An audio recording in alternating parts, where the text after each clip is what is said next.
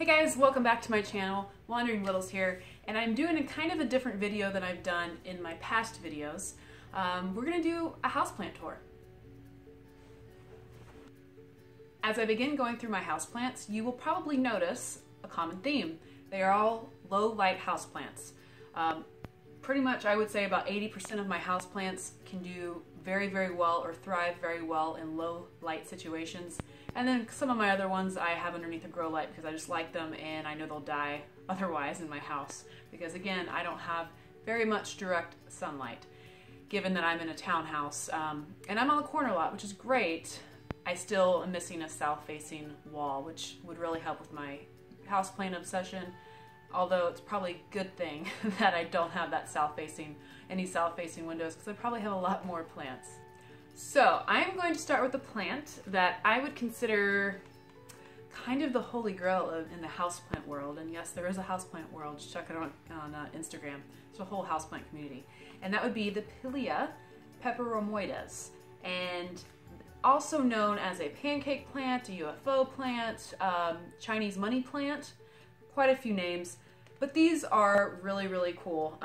I think what makes them so cool is honestly just their growth habit, the way they can get kind of leggy, but that's a good thing when it comes to these guys. They just grow all over the place. And also the leaf is pretty firm, pretty rigid, but it's a flat circular leaf. Very, very uncommon in my opinion. Kind of reminds me of a peperomia, some of the peperomias, but it's not. It is a Pilea. And I actually got these off of Etsy. I'm gonna put one down.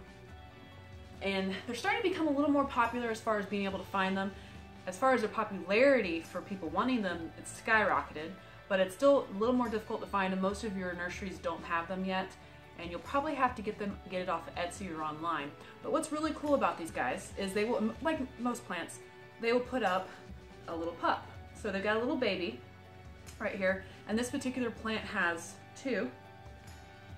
But they'll put out little babies, and you can either gift them or start a whole nother plant. Some people will actually sell them online. That's why you have so many, not so many, but you do have some offered on Etsy and other websites.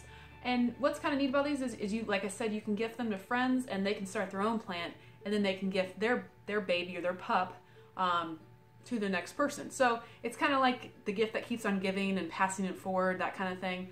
So in my opinion, it's kind of like the giver of all houseplants. And again, it's just a really unique growth, and it keeps on giving you more. So you can have as many of these guys as you want as long as you take care of it. So when I first received these, again, I ordered them off Etsy. They came in a 3-inch pot. They were pretty small, and I got them in January of this year, so January 2018, and they've grown quite a bit. It's July now, and I have potted them up probably about a month ago, and once I potted them up, they just honestly took off. They were growing prior to that, but they just really took off. As far as care on these guys, again, like I said, about medium indirect light, and of course if you have bright indirect, they're going to thrive under that too. And then watering, what I do with that, I don't water until the top inch of the soil is dry. So they do not like to be wet, they do not like to have wet feet or be soggy, so keep that in mind when you do water these. They're fairly forgiving plants. So far they've been really easy to care for, but they're obviously my favorite. The next grouping of houseplants that I want to show you guys are arrowhead plants. So these are fantastic for somebody who does not have very much light in their home.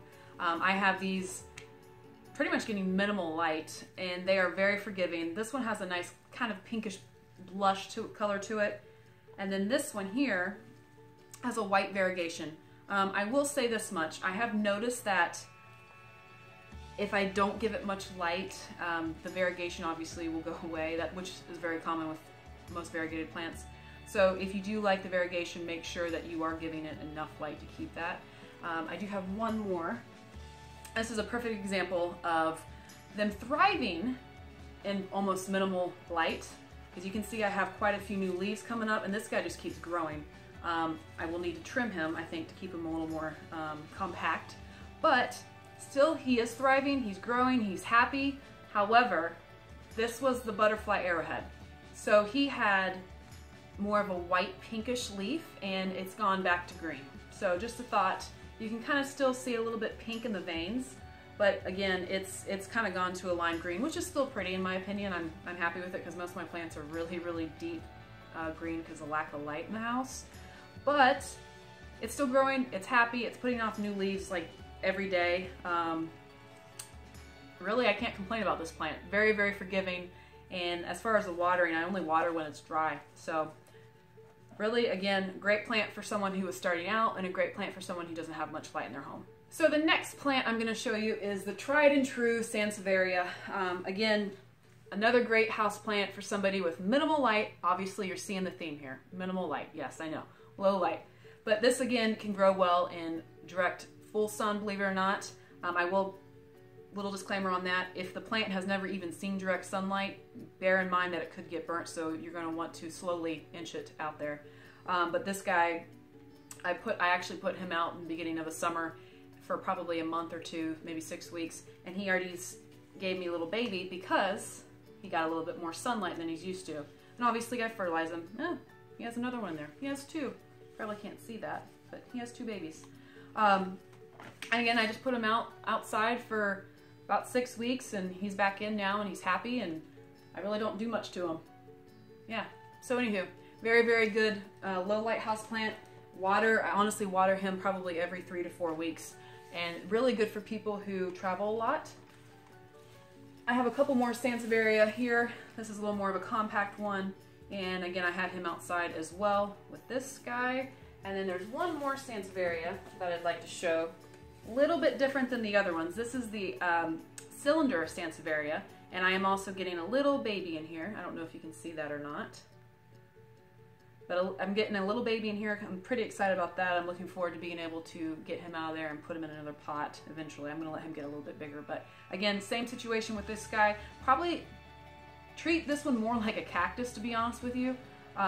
Where I would water this one every 3 to 4 weeks, I might wait 4 to 5 on this one, just because this is similar to a cactus in the way that it soaks up the water and holds it in its leaf or stalk. I consider more of this a stalk, actually.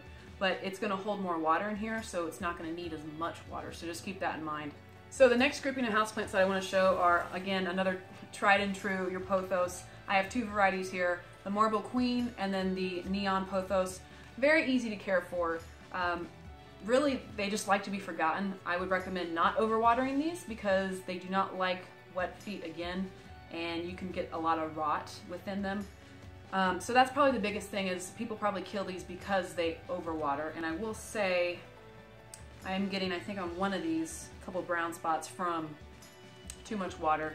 But again, pothos, very easy, very, very easy. They have a trailing growth habit. They'll start to grow down if they're getting enough light. While they do very well in little light, they do exceptionally well in indirect bright light. So keep that in mind. You'll get more growth, especially with this guy. Your variegation is going to continue. I will let you know that this will burn if you are putting it in full sun. It will burn. So something to remember when you're growing these guys. So again, pothos, obviously, very good option for low light and a very good option for people who are just beginning. So the next plant is this lovely Ponytail Palm. I'm going to take him out of the little basket that I have him in. So what's so great about these guys, let me get through here. While the name is Ponytail Palm, it's actually not a palm at all. It is a succulent, and it's in the agave family, if that makes any sense to you. What's so neat about these guys is they store all their water in the trunk here, which is kind of a palm looking trunk, but again, not a palm. So you don't have to water them very often. I probably water mine probably every 3 to 4 weeks, if that.